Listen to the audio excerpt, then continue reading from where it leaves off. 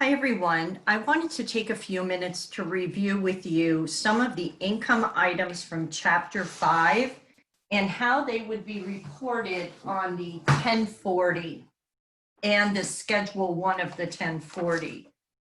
So I'm in Chapter 5 and I'm looking at some of the income items.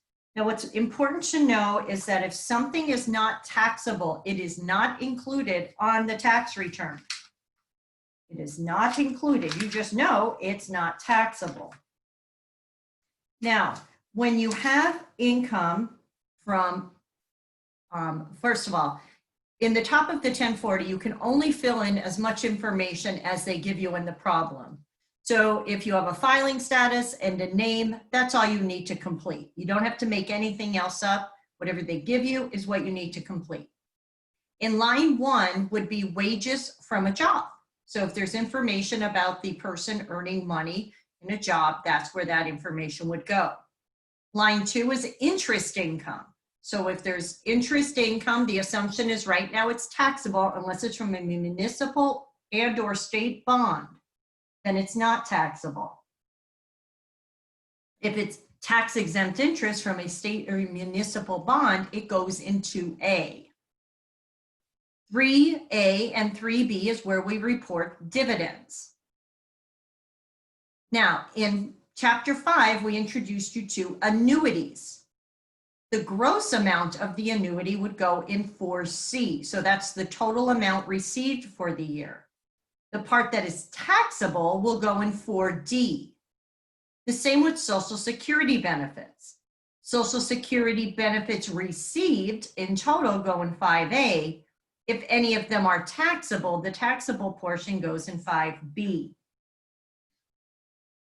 Income from the sale of property or disposition of property that's considered capital gain or loss for now would go on line 6. Now, those are the only specific income items on the face of the 1040, but there are more. So let's go over to the Schedule 1. If the item is a taxable refund of state income taxes or local income taxes that are a tax benefit, so we're adding them back into our income because they were refunded, and last year we had originally deducted them as an itemized deduction. They talk about that in your chapter. If you receive alimony that is considered taxable, that would go in line 2A. You don't have to worry about business income at this point or other gains and losses. If you have any income from a partnership, so you are a partner in a partnership or a shareholder in an S corporation, the income would be reported on line 5. Unemployment compensation received would go on line 7. Any other income item that you receive, such as gambling winnings that would be taxed, or prizes or awards that are taxed. What else we have in here that could be included in that? Scholarships. The taxable portion of a scholarship, the part used for room and board.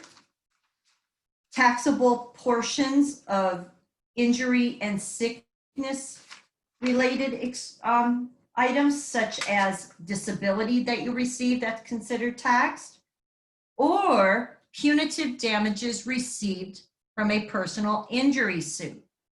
Although there's no specific line items on there, if there isn't, we would put those items that I just mentioned on line 8 as other income and write down what they were. So if it's specifically excluded from this year from being taxed, you don't put it anywhere on the tax return. But if it is included, you find a specific line item on either lines 1 through 7 on the 1040 or lines 1 through 8 of the Schedule 1 to the 1040. When you finish reporting all the items, you'll add up all the items on the Part 1. Make sure you don't forget to include your name at the top, or the name of the taxpayer at the top of your Schedule 1 and Social Security number.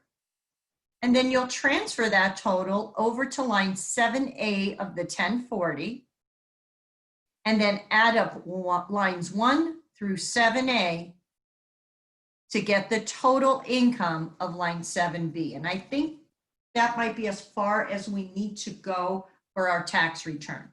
So I just want to go over those items. Now, if you need to put a standard deduction in, remember that will go on line 9 and then ultimately flow over to a line 11A. You'll subtract line 11A from 8B, which is your adjusted gross income, to get taxable income. But I believe for your tax return in Chapter 5, you just needed to get to line 7B. Okay, so I just wanted to review that quick with what the requirements were, what needs to go on that return. Remember, only 2 people who can file a tax return together are spouses. So if any problems include the income of children, they file their own separate tax return, even if they are considered a dependent. Okay, so if you have any questions, please be sure to post them to the discussion board or send me an email.